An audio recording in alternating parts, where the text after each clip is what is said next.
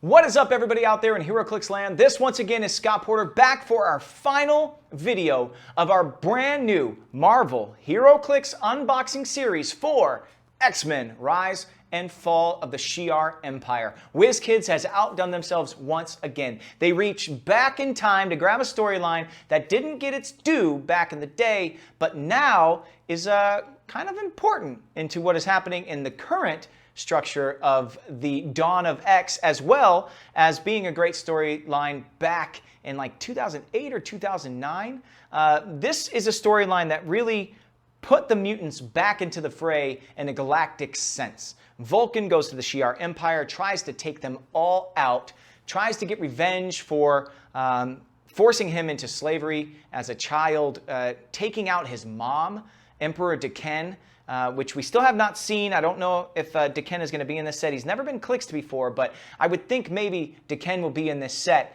But, you know, a lot of bad stuff happened to Gabriel Summers, the third Summers brother back in the day, and a lot of it was at the hands of the Shi'ar Empire, and he wants revenge. He is out for blood. And now the other side of this, when he becomes Emperor Vulcan, he becomes Magistrix, basically, of the Shi'ar Empire, he goes toe-to-toe with the Kree, with the Inhumans, Black Bolt, and the War of Kings, which follows up this storyline and is pretty brutal all in its own right.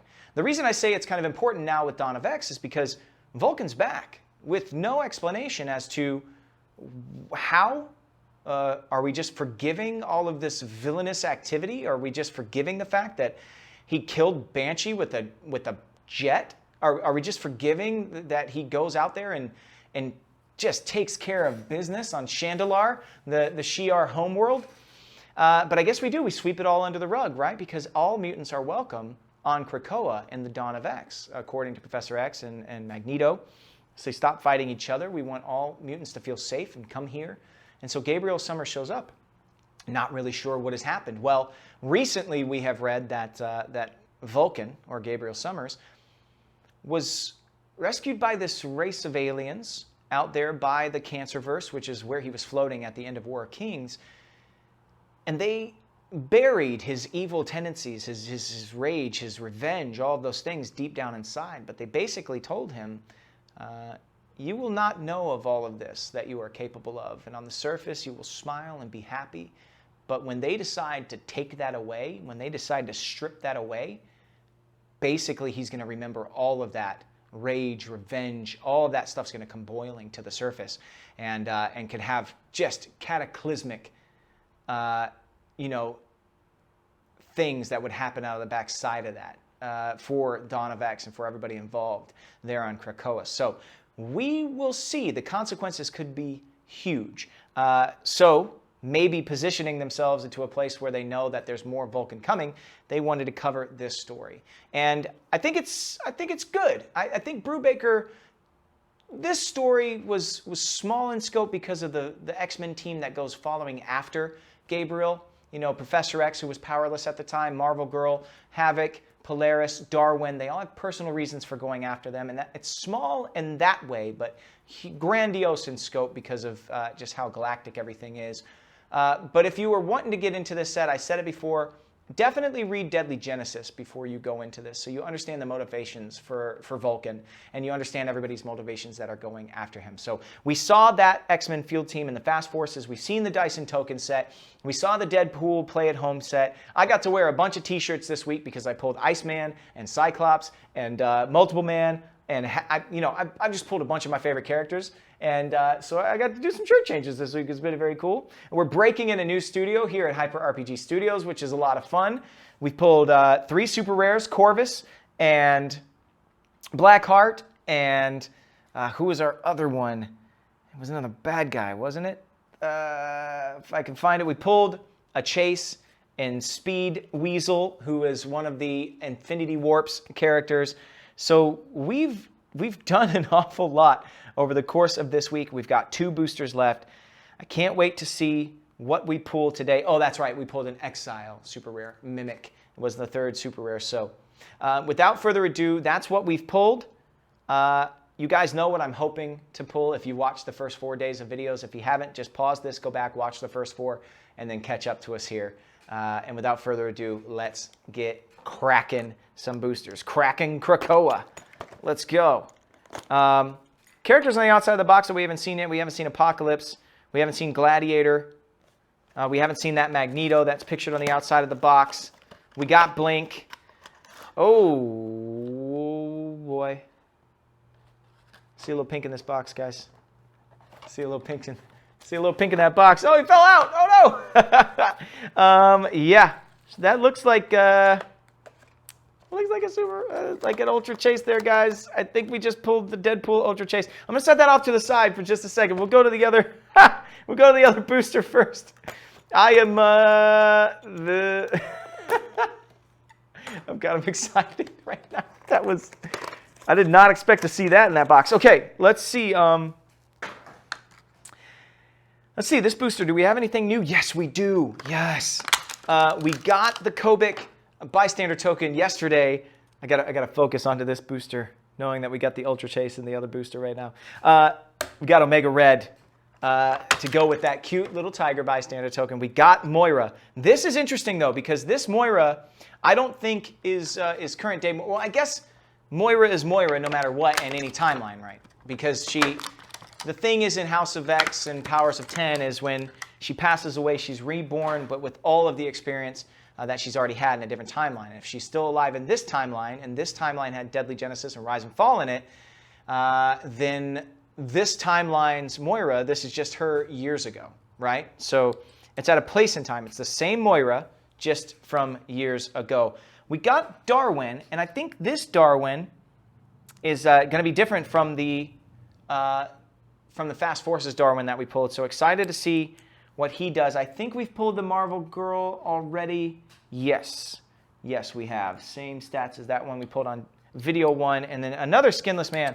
You know, I said I hate the Skinless Man, and so I got 3 of them, of course. I wish they would have been Madroxes. Would have been so much sweeter if I would have gotten 3 Madroxes instead. That being said, Madrox is a common. So they didn't put that awesome Madrox with all that dupe stuff into an uncommon or rare slot. They put it in common, so hopefully he is plentiful. So Omega Red, Moira McTaggart, and Darwin in this first booster is what we have to look at. Here we go. Let's start with Moira. I'm very interested to see what this Moira has when we got such an awesome Moira in the last X-Men-based set, okay?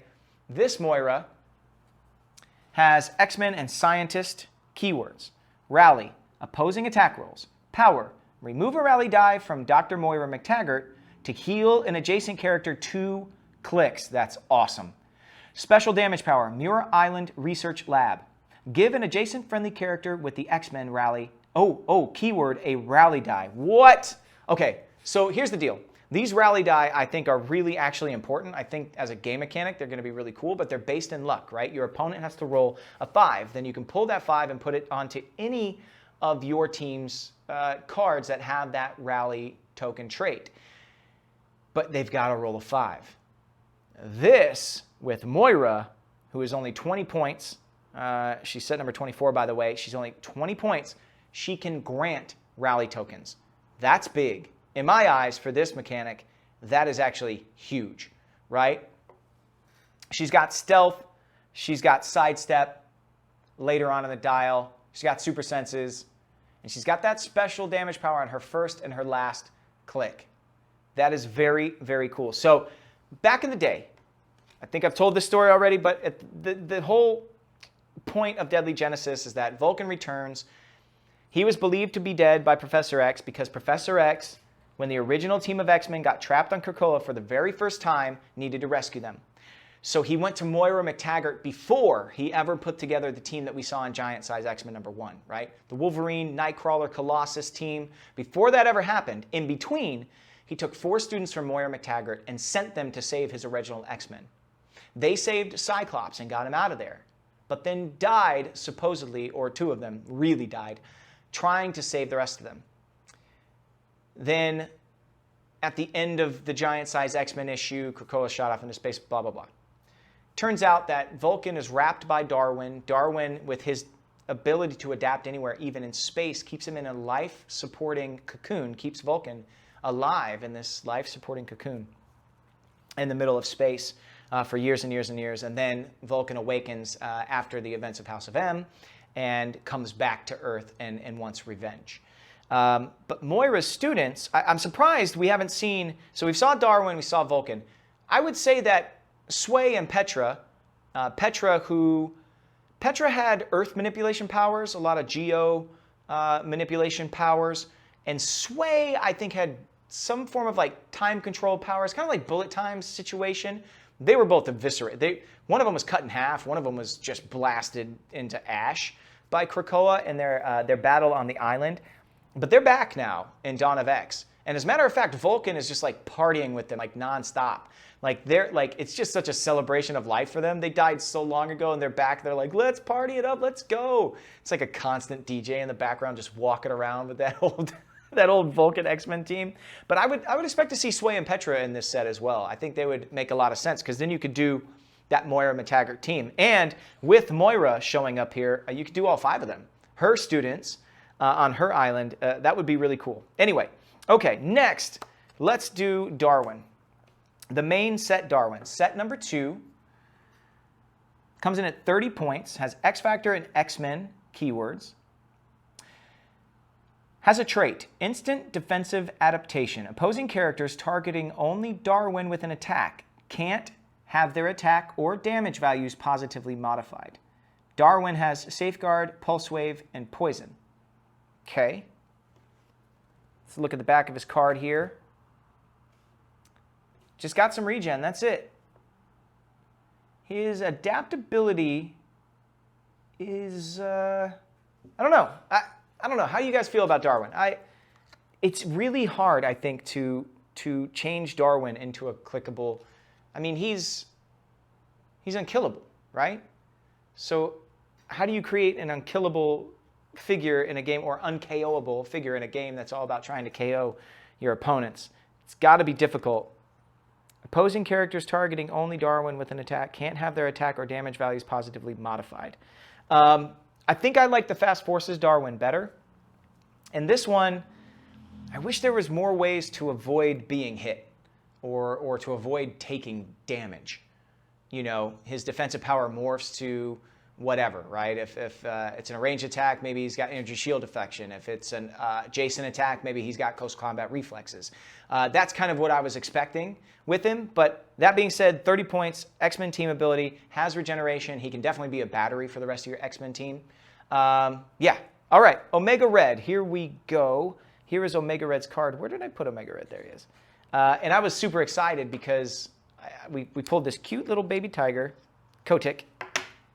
Called him Kobik on accident earlier. Kotick. So there you go. Weapon X, Assassin, and Soldier keywords 43A. Oh, are we going to get like a heroic version of Omega Red as a prime here? 80 or 50 points is what he comes in at. Oh, that would be awesome, by the way. We've got Weapon X, Assassin, Soldier, like I already said. You see, Kotick understands me. When Omega Red starts the game, generate a Kotick bystander. There you go. Trait, you are not enemy to me, you are rations. Steal energy, giant reach of 3. Special attack power, do not make me kill you, would be inconvenience. Do not make me kill you, would be inconvenience. You are not enemy to me, you are rations. Let's see. He's got to speak lower than that, though, right? I gave him too high of a... You are not enemy to me. You are rations. That sounds better, right? I don't know. Whatever. I should be fired at all of my voiceover jobs after that. Yeah, look at the back of the card here, and oh, that's right. Oh, look at this. Kotick has a trait. Kotick, no, come back. When Kotick is KO'd by an opponent's attack, modify Omega Red's combat values by +1 for the rest of the game. I think that includes damage, too. It says combat values. It doesn't say combat values except anything. Also has Empower, special damage power. Power, if Kotick is within 4 squares of an opposing character, place Omega Red adjacent to Kotick. So he goes running to Kotick whenever his little baby tiger is out on the field. It's a pretty great figure. The sculpt is awesome. And Omega Red has a lot of depth to him over time. Yeah, we're going to get this like Dark X-Men version Omega Red or something like that. That's really cool. But that's only like the second prime that I've been able to suss out here, though, so far. I don't know who the other ones are. Who else is primable in this set? Let me know in the comments below who else you think the primes might be. Let's go. Is it all Dark X-Men, or is that what we're thinking? Maybe? I don't know. Like, oh man, Ultra Chase. We got to see how good he is. Oh, yes. Okay. Got another Madrox for the personal collection. Very excited about that. Got another Sentinel. All right. I've got a good squad of Sentinels here. Look at this. Boom.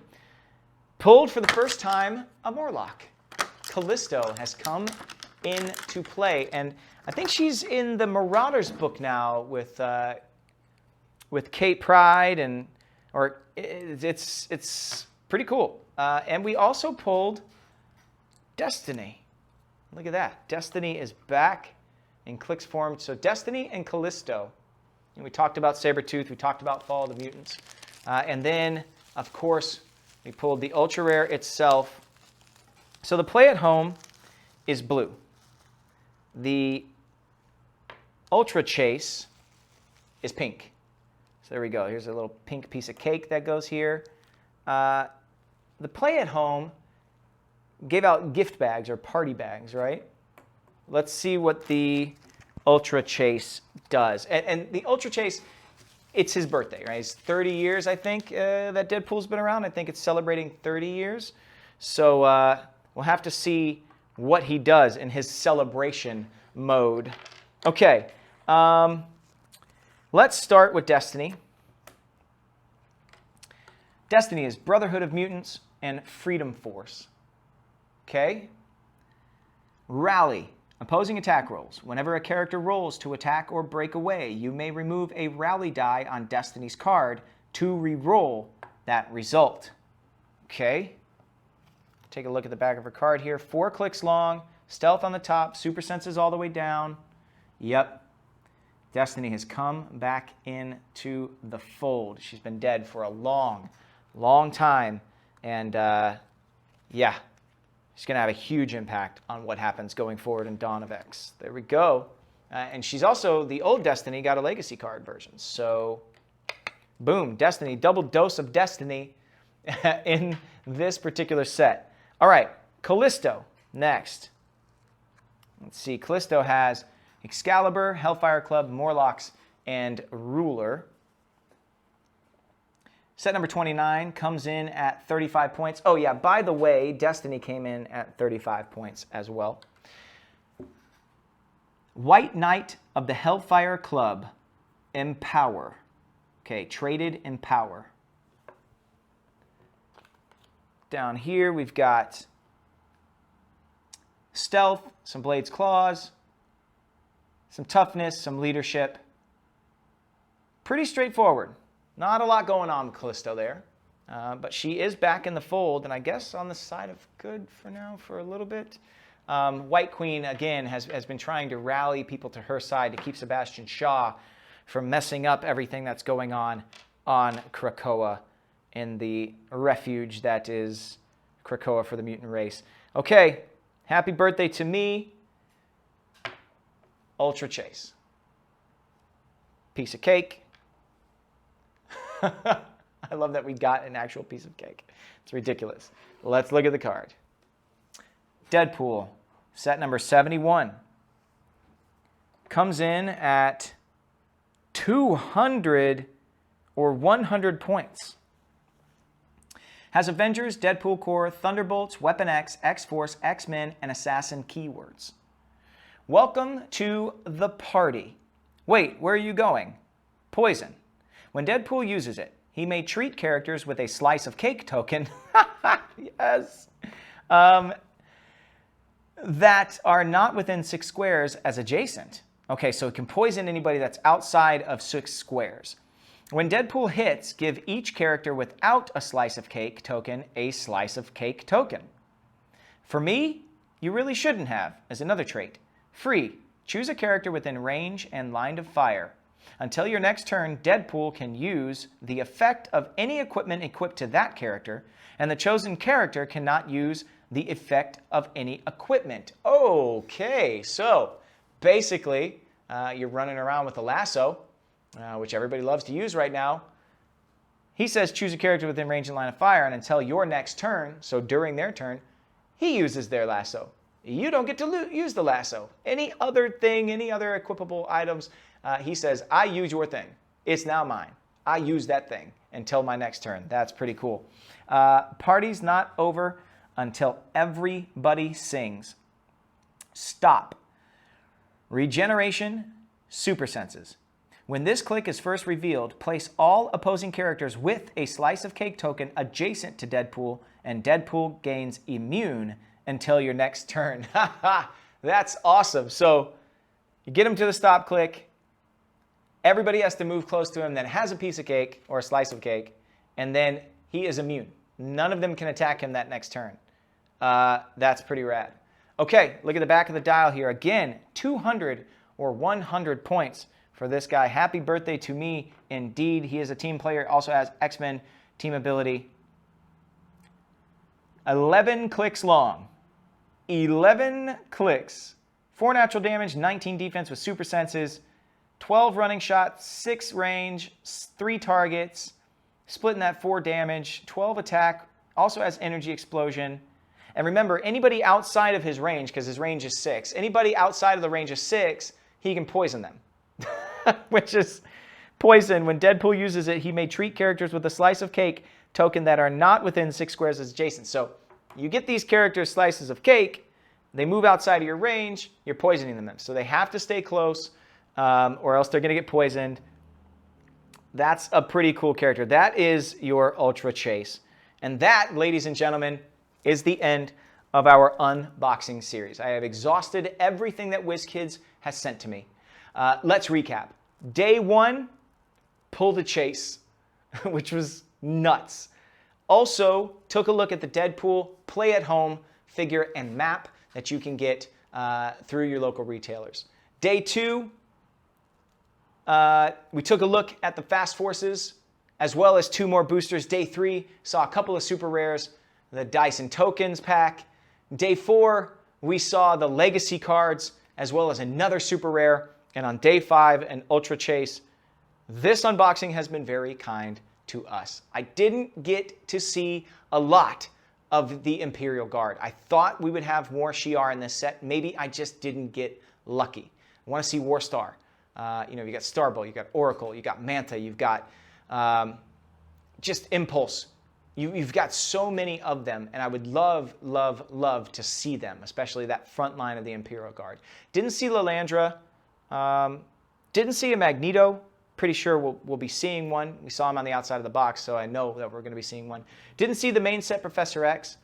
But this set touches on so many different storylines. I asked you, I think, on video 2, what storyline do you want to see WizKids focus a set around? I would like to see Inferno. I think Inferno would be amazing. I think it would be so, so cool. I asked you what figure you want to play with the most yesterday.